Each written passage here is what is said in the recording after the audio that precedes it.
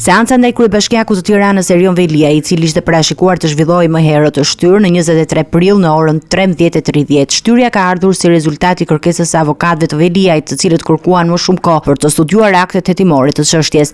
Velia, i cili është arrestuar dhe mbahet në masën e sigurisë arrest me burg, që prej 2 muajsh është në hetim për 2 vepra penale përfshirë korrupsionin dhe pastrimin e parave, ai ka kërkuar revokimin e zëvendësimit të masës së sigurisë dhe ka kërkuar informacion 2 mujor nga prokuroria e posaçme antikorrupsion lidhur me hetimet që po zhvillohen ndaj tij.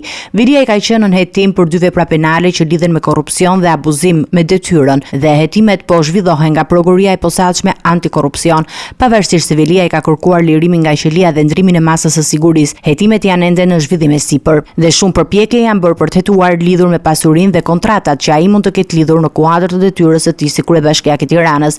Hetimet pritet të vazhdojnë dhe të sjellin më shumë informacione mbi rastin.